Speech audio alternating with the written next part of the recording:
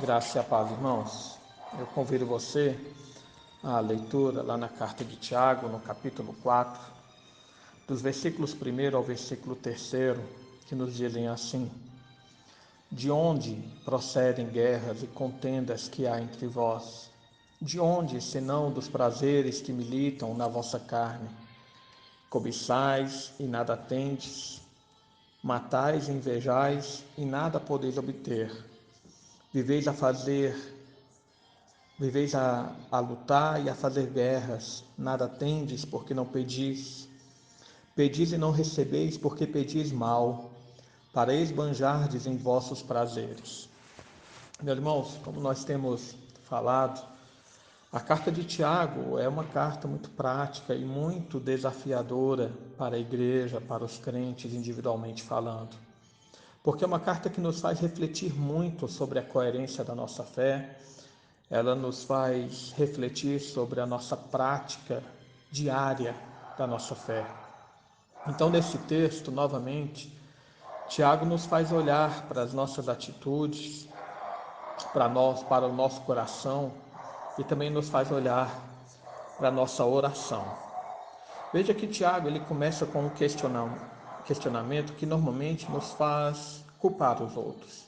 Ele começa com uma pergunta dizendo: de onde procedem guerras e contendas que há entre vós? Irmãos, as brigas e contendas, muitas vezes nós justificamos que elas acontecem porque os outros fazem tudo errado, porque os outros não obedecem ao que a gente fala, porque os outros parece que em tudo que fazem querem nos irritar. Parece que as contendas e brigas acontecem porque sempre estamos insatisfeitos por causa da ação e atitude das outras pessoas. Então, veja que aqui na segunda cláusula do versículo 1, Tiago, então, ele nos faz olhar para nós mesmos em vez de olhar para os outros. Ele pergunta: de onde, senão dos prazeres que militam na nossa carne? Irmãos, as brigas e contendas, elas se externalizam por uma causa interna. Nós queremos satisfazer os prazeres da nossa carne, do nosso coração, dessa natureza pecaminosa que existe em nós. Nós queremos satisfazer os nossos anseios egoístas. Se nós brigamos e contendemos uns com os outros, é porque desejamos que as nossas vontades, que os nossos desejos sejam soberanos sobre as vontades e desejos das outras pessoas. Então, quando cada pessoa tem esse desejo, os conflitos surgem. Eu quero isso ou aquilo, e a outra pessoa, por outro lado, deseja o gosto dela, e os conflitos existem porque ninguém sai satisfeito. Como diz aí um provérbio popular, dois bicudos não se beijam. E qual é o resultado disso, irmãos? Como o Tiago fala aqui no versículo 2, é que nós gastamos tanto esforços com coisas fúteis e coisas que desgastam a nossa vida e acabamos não tendo resultado nenhum. Cobiçais e nada tendes, matais e invejais e nada podeis obter, viveis a lutar e a fazer guerras. Nós gastamos tanta força com coisas tão desnecessárias e o resultado é que acabamos não tendo nada. Desejamos conquistar coisas pelos conflitos, muitas vezes inclusive magoando ou ferindo o sentimento das outras pessoas, e aí nós não entendemos por que nós somos infelizes, por que andamos deprimidos, por que andamos mal-humorados e irritados.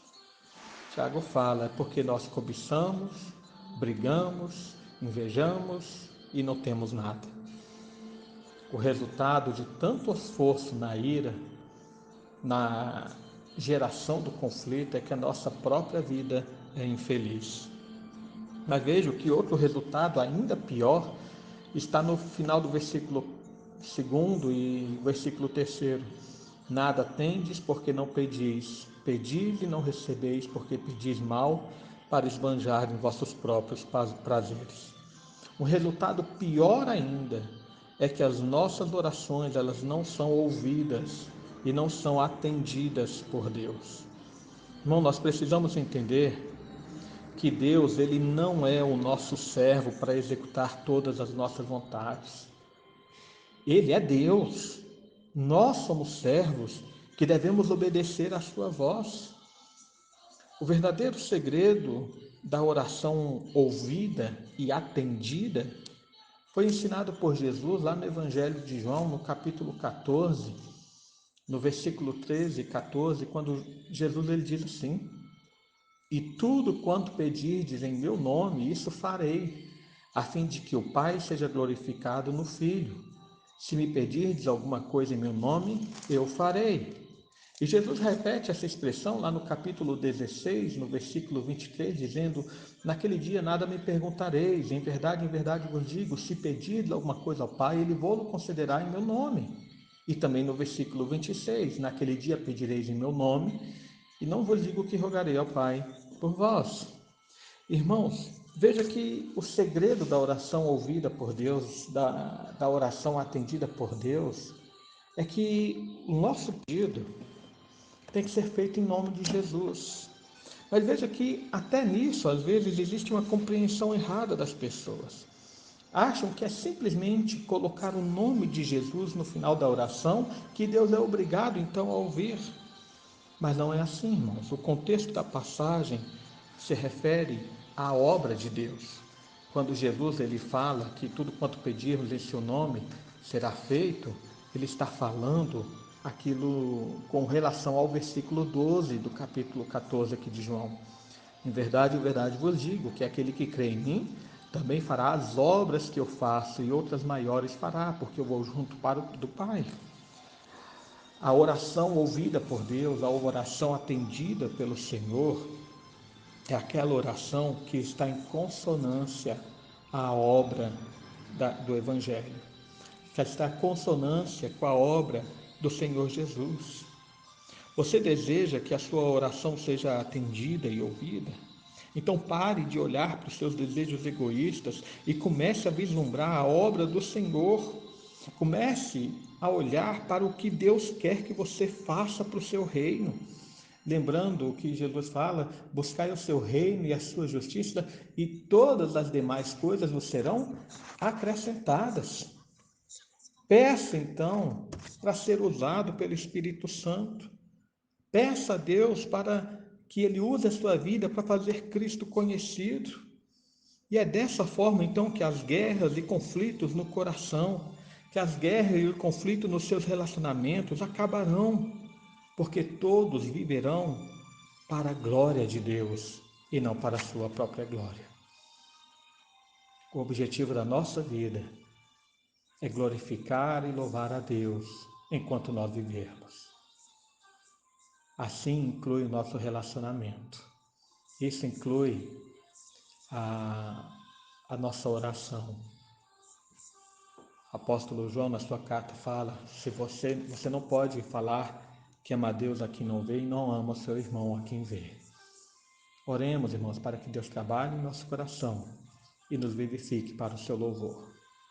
Oremos ao Senhor.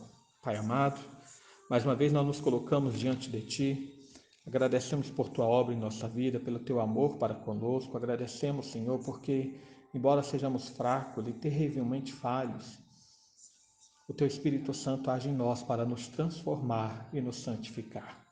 Então, Senhor, santifica a nossa vida, vivifica o nosso interior, faça com que sejamos servos que vivam para o Teu louvor em todas as coisas. Ajuda-nos, Senhor, na limpeza do nosso coração, para que todo o nosso relacionamento seja santificado e para que assim as nossas orações sejam atendidas por Ti. Queremos, ó Pai, servir-te em todas as coisas. É isso que é o nosso desejo e é isso que pedimos em nome de Jesus. Amém.